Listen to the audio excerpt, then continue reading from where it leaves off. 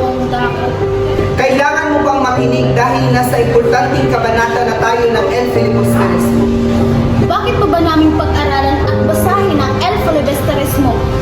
Ginoong Dako? Ay, mga anak.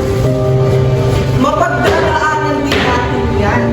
Kahit anong kurso, kahit anong kung saan man kayong paaralan tutungo, mapag-aaralan din natin ang El Filibusterismo. Kaya, kailangan kayong makinig dahil nasa importanteng kabanata na tayo ng El Filibusterismo.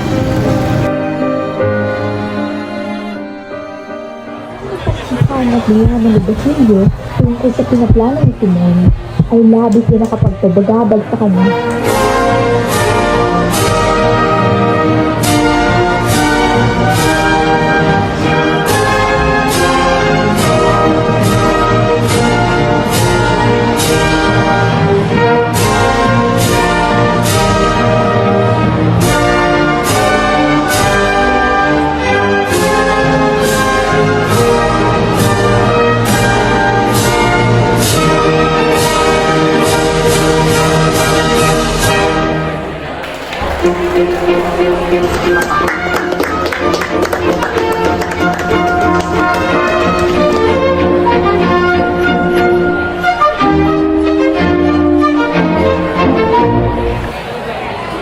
Pagkaraan ng 2 oras, ay sasabog na ang ginawa ni Simon.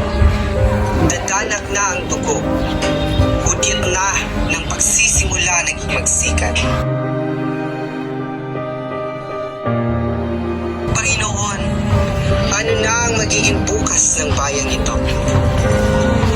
Diyos ko po, ano na lang ang mararamdaman ni Isagani pag nalaman niya ito? Kay lungkot ng sinapit ng pagmamahalan ninyo, kaibigan.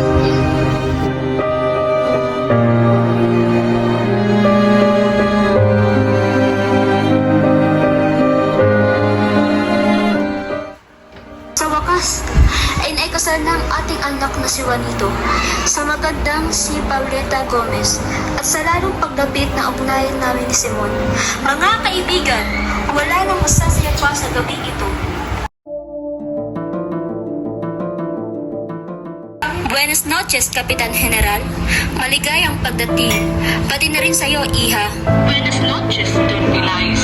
Binabati kita sa matagumpay na kasal ng iyong anak. Felicidades, Juanito at Paulita.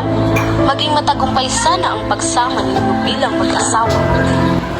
Quitais ang feliz matrimonio a sus dos feliz moda, hijo, hija. Dios por nos bendició, Señor. Gracias, gracias, señora.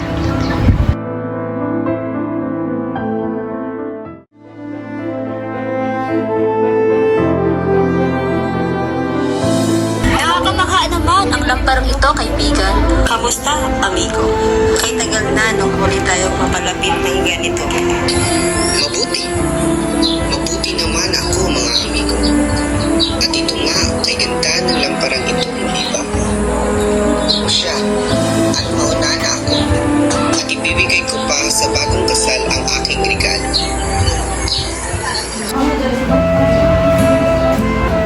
Bueno, nais ko kayong batiin, Juanito at Paulita. Ito ang simple kong handog sa inyo. Sana'y magustuhan ninyo. Maraming salamat, Señor. Napakaganda nito, Ginoo. Maaari na bang magamit nito kayo din? Bakit hindi? Iligay ninyo doon sa gitna ng kainan. Hindi pa huli ang lahat. Maaari ko pang bigyan ng babala ang mga tao. Hindi sila karapat-dapat na madamay sa magsikang ito.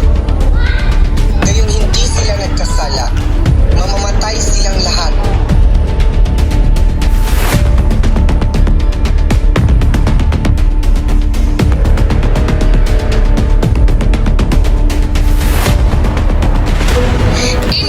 Hindi dapat maaaring pumasok ang katulad ng marumi sa pagdiriwang na ito.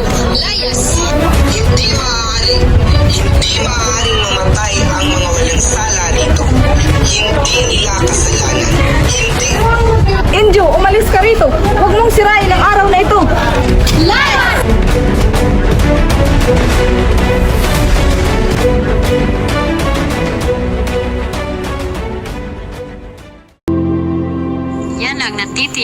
Padre Irene.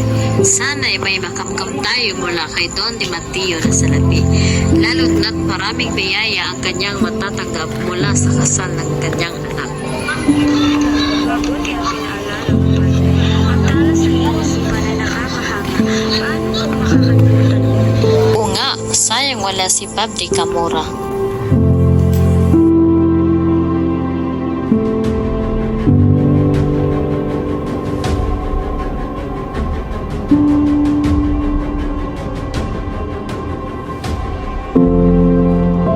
Maligayang pag-isang dibdib mga anak, pagpalain kayo nawa ng Panginoon. Pagpalain mga anak, marapat na magkaanak kayo ng marami habang bata pa kayo, dahil iyon ang tunay na layo ng pag-aasawa.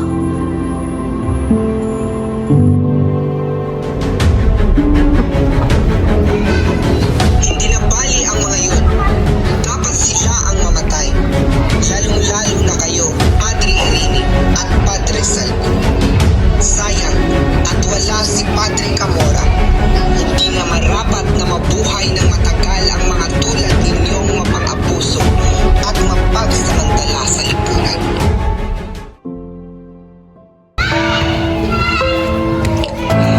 Isagani, kaibigan.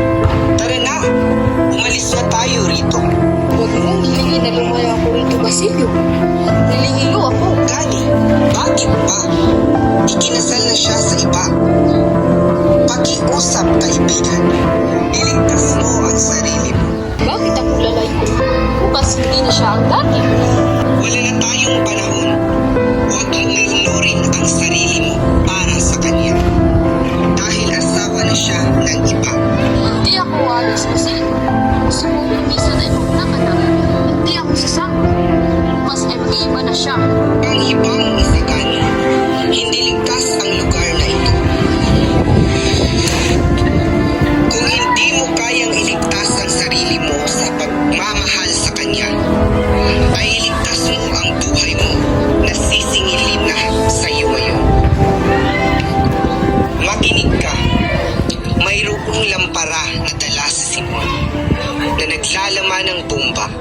Hindi ligtas ang kahit na sino. Maya-maya ay sasabog na yon. Magmadali ka at iligtas mo ang iyong sarili. Naway magbago ang isip mo, kaibigan. Hindi pa huli ang lahat. Pagpalain ka ng Diyos.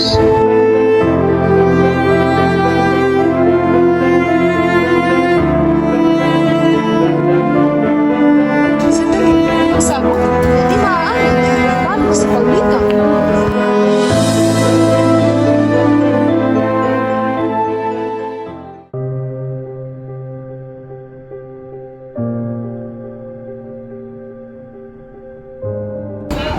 Anong pinagbubulungan nyo? Sabihin nyo nang hindi maputol ang pagsasaya nating lahat dito. Kasi, Pares, Juan Crisostomo mo Ibarra, isa itong biro. 13 taon na simula nang namatay si Ibarra. Kay Ibarra galagta nito. Sulat kamay niya ito. Mapakahulog ang mamamatay tayong lahat sa gabing ito. Ito ang gustong ipahiwatig ng sulat na iyon. Ano? Diyos ko! Kano galing yun? Wala nang magsasalita. E magpatuloy ang pagkain. Luisendo la letra. Diyos ko! Baka lasunin tayo! Baka may lasa ng pagkain! Padre Rene, kung makulingling na ang ilawan, pakitaas ang minsan nito.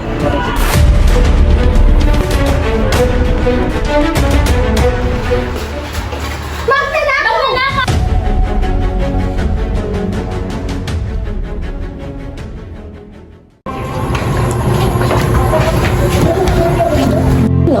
Napakahusay, isa itong magandang balitang nailathala.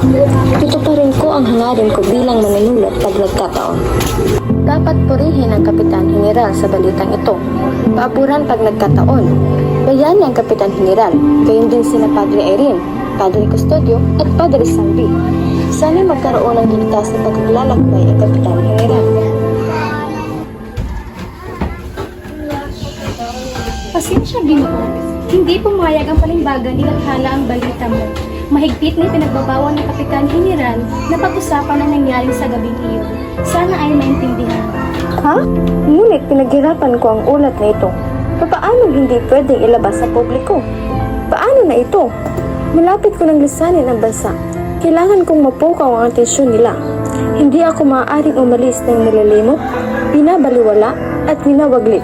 Hindi maaari. May iba pang alingas-ngas na maaaring gawin ng ulat dyan.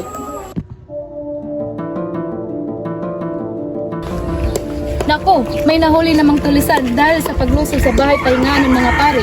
Oo nga, punteriya pa talaga ang mga kura. Tiyak na hindi sila patatawarin ng mga Diyos. At dinig ko nga rin, malubaraw ang kalagayan ng isang praile at dalawa nilang utusan. Katangay din daw ng 2 giro, kahabag-habag. Iba rin ang mga praile, no? Tara na nga, baka na makarinig pa sa atin kapatapon pa tayo sa piitan. May iba pang alingas-ngas na maaaring gawin ng ulat dyan. Sana naway hindi ito tatanggihan. Malalabasin kong bayani ang mga kura sa pagtatanggol ng kumbento. Tama. Nagkasira-sira rin ang mga sirang ginamit ng mga tulisan. Oo, anong 2,000 hindi 10,000? O siya, tutungo na ako sa paig para makakalap pa ng balita. Padre Camora, magandang araw. Pwede ang activist. May paglilingkuran sa iyo. Mayroon lang akong katanungan sa iyo kung mamarapatin mo. Sí. ¿Qué es eso? Bakit ka naririto, Father? May piging na naganap kagabi para sa bagong kasal. Hindi ka dumalo? Sina Padre Irene at Padre Salve lamang ang nakita ko. O siya bueno, nabalitaan kong nilooban daw ang bahay pahingahan niyo. Maaari mo bang isalaysay sa akin ang mga pangyayari para iulat ko? Nilooban ang bahay pahingahan naming mga praile kagabi habang ginaganap ang piging nagbago kasal sa Anlawa. 3 ang mga magnanakaw. May dala silang mga itak. May natangay silang 10 piso. Eso es todo. Hindi tama ang salaysay mo, Padre. Kailangan mas marami ang tulisan para makakuha tayo ng simpatya. Oo siya. Gusto mo bang pumunta tayo sa mga nalagip na tulisan? Isang karangalan, Padre Camora. Magandang araw, Ginoo. At sa iyo na rin, Padre Camora. Gusto niyo bang makita ang mga nahuling tulisan? Yan ang pakay namin. Pinsay, Padre Camora, naririto rin kayo? Halika kayo, isama-sama tayo, tutungo roon. Tara na mga Ginoo, at naroon sila. Magsalita kayo, ano ang iyong pakay roon? Inanyayahan kaming sumama sa pangkat ni Matanglawin, sumalakay sa kumbento at bahay ng mga mayayaman. Ang sabi ay pinamumunuan kami ng isang Kastila na may mataas na katayuan ay yung manggi isinistiko na kumilos ayon sa inutusan ng Kapitang General na kaibigan niyang matalik. Katulong din nila ang mga arterya, mga Ginoo, kaya sinabi sa amin na wala dapat kami katakot. Ang sinabing hudyat na malakas na putok, ngunit walang putok ang dumating.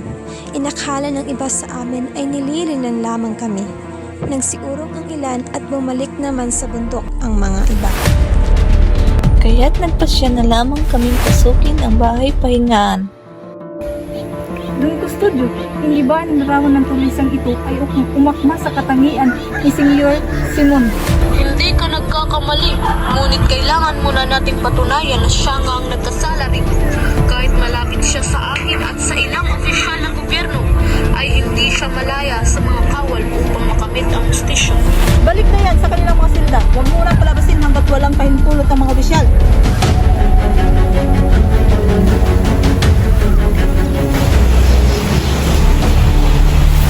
Mga kawal, nakapaghanda na ako ng paghabla laban sa Cardinal Moreno. Wala na ang Kapitan General upang may pagtanggol siya at hindi sapat ang yaman niya upang mawala ng bisa ang kaso laban sa kanya. Ang salakayan ng tahanan niya ngayon din. Magkakaasa ka, Don Custodio. Sa Karsuka, sa Hura mismo, Kapturaral Cardinal Moreno. Diale, Hura mismo.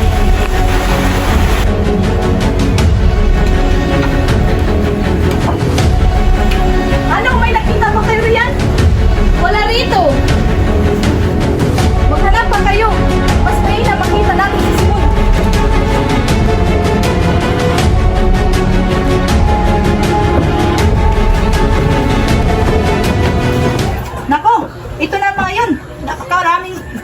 lampura rito.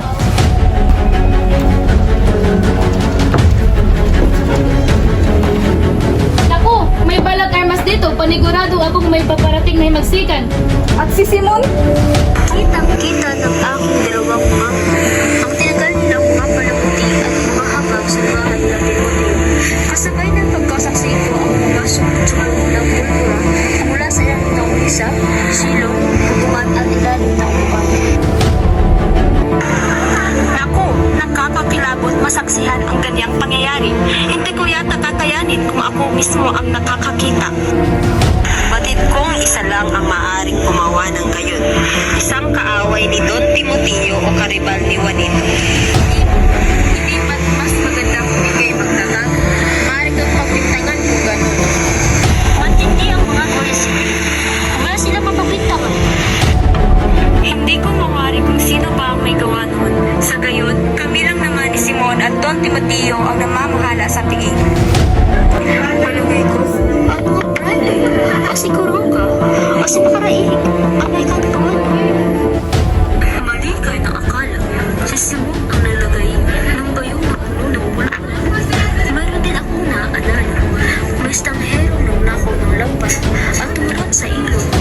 Walang makapagsasabi kung iyon ba ay isang Kastila, Injek o Indio. Labis ako nahihiwagaan kung sino ba ang nagnakaw ng lampara. Tama yun, iho. Ano ba ang intensyon niya? Hindi natin lahat makakatala yun. Kung hindi niya ipapakilala ang sarili niya, at kung mayroong nalaman ang kung sino man ang nagnakaw sa lampara. Ano sa tingin mo isa galing? Di mabuti ang mag-angkin ng mga bagay na hindi iyo. Kung nalaman lang sana ng magnanakaw ang bagay, ay panigurado hindi na kukunin ang lampara. Pantayan man ng kahit ano, hindi ako tatayo sa kanyang kalagayan.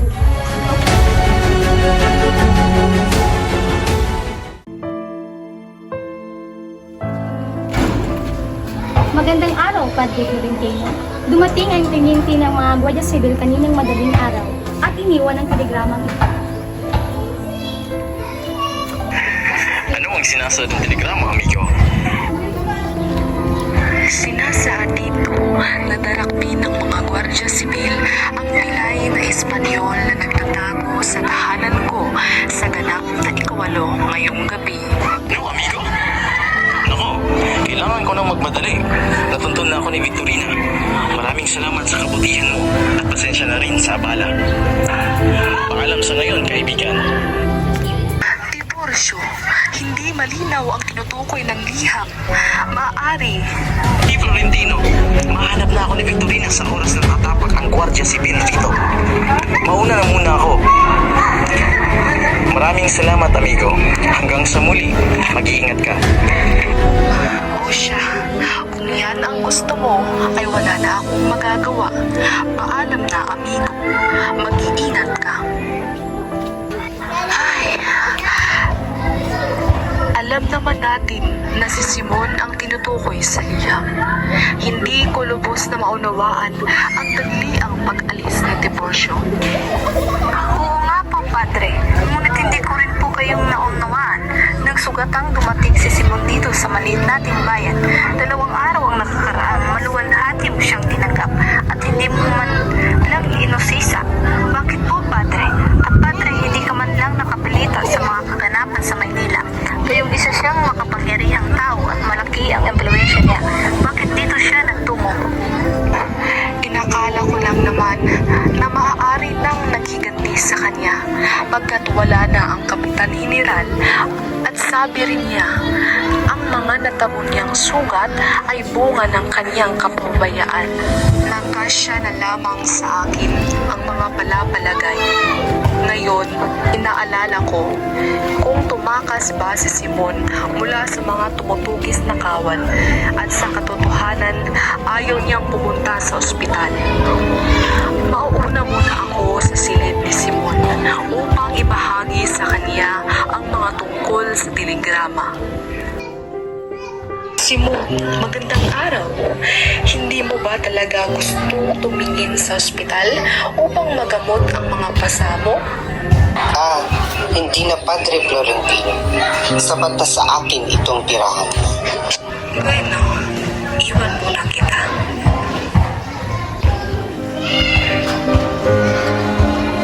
Kumusta, Padre? Anong sabi? Nasagot ba ang iyong mga katanungan? Hindi ko lubos maintindihan kung para saan ang pagkutsang ngiti niya sa akin nung sinabi ko sa kanya ang tungkol sa telegrama. Ngunit lubos na nagtataka pa rin ako kung bakit ako ang pinili niyang tanuluyan, gayong marami naman siyang kilalang mayaman na kaibigan. Naalala ko pa noon, inalukan ko siya ng tulong upang mapalayo si Sagani mula sa pihitan. Ngunit hindi niya ako tinulungan at siya rin ang gumawa ng paraan upang mas mapadali ang pag-aasawa ni Paulita kay Juanito na lubos na dinaramdam ni Sagani. Ngunit iniwan mo na ang lahat ng iyon. Ang pinagtataka ko na lang ay ang kawalan ng pagnanais na mailigtas ni Simon ang kanyang sarili. Tinanggap na lamang niya ang magiging kahinatnan nito. Padre, hinihiling ng panauhin na ikaw ay kanyang makausap. Padre, kaunti na lamang ay matatapos na ang aking paghihirap. Diyos ko, ano ang nais mong iparating? Marami pang solusyon ang maaari nating gawin. Huwag ka munang sumunod dito. Padre Florentino, uminom ako ng isang mabagsik na laso upang mawakasan na ang aking paghihirap. Pero ang lunas, maagapan pa yan nang hanggat hindi mawalan ng hininga. Makakahanap ako ng lunas. Huwag na kayong mag-aksaya ng panahon dahil mamamatay din naman ako. Dala ang aking lihim. Padre, ayaw kong mahuli ng sibil ng buhay. Pag-iusap, huwag na. Tinitiis ko na lamang ang sakit na dulot nito. Panginoon, kawaan mo ang anak mo. Ilayo mo po siya mula sa pagpapatiwakal. Magpatuloy ka. Padre, hinihingil kong mangumpisal at maihayag sa inyo ang aking pinakakatagong lihim. Pero bago ko ito simulan, ay pagtatapat ko ang aking tunay na katauhan bilang mukha ni Crisostomo Evana. Pagpatuloy ka. 13 taon akong namalagi sa Europa. Bumalik ako sa Pilipinas. Dala-dala ang bagong pag-asa. Handa na akong patawarin ang lahat ng nagkasala sa akin at pati sa aking anak. Hayaan lamang nila akong mamuhay ng payapa at umuwi ako upang pakasalan ko si Maria Clara. Ngunit dahil sa isang kaguluhang nilikha ng aking mga kaaway ay nawala ang lahat sa akin. Niligtas lamang ako sa kamatayan dahil sa tulong ng isang kaibigan. Simula noon ay nangako at sumumpa akong maghihiganti sa lahat ng nagkasala sa akin. Nag-ibang bansa ako at namuhay ako dala ang bahagi ng kayamanan ng aking mga magulang. At ako'y naging mangangalakan sa paghihilahok ko sa imagsikan sa Cuba ay nakilala ko ang Kapitan General na nooy komandante pa lamang. Naging matalik na magkaibigan kami dahil sa kawalang iyaan na ako lamang ang nakakala. Gamit ang aking salapi, naging Kapitan General ang aking kaibigan. Naging sunod-sunuran siya sa akin dahil sa katakawan niya sa salapi. Narito siya at aking nagamit bilang kasangkapan sa aking paghihiganti. Panginoon, patawarin mo ang iyong anak sa kanyang pagkukulang. Bakit di ako tinulungan ng Diyos na makamit ang aking layunin, Padre? Dahil masama ang iyong pamamaraan, hindi maliligtas ng krimen ang kasamaan. Ang lilihan ng kasamaan at krimen. Ang puot ay walang nilikha, kundi ang mga panakot. Ang krimen ang mga sarili na ang lumikha.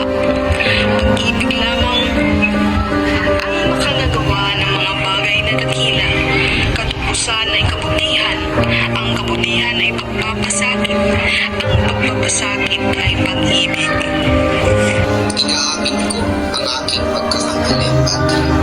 Mabuti yun, anak. Ngunit dahil ba sa mga pagkakamaling iyon, ay binigay na ng Diyos ang kalayaan ng isang bayan na diligtas ng napakaraming masigit pang salarin kaysa sa akin. Anak, patatawarin ka ng Diyos. Ang lahat ng tao ay nagkakasala at sapat na ang pagdurusa at pagtitiis mo upang mapagbayaran ng iyong mga kasalanan. Magtiis at gumawa ay madaling sabihin sa mga hindi pa nakakaranas nito. Anong klase ng Diyos ang nagbibigay ng ganong uri ng pagpapasakit?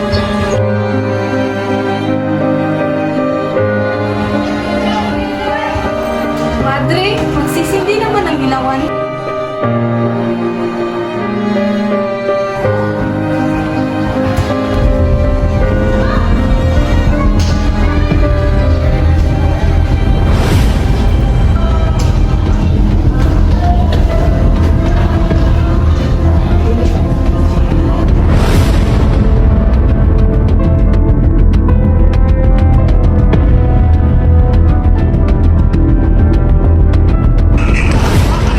Walang Diyos, ang naligaw ang landas.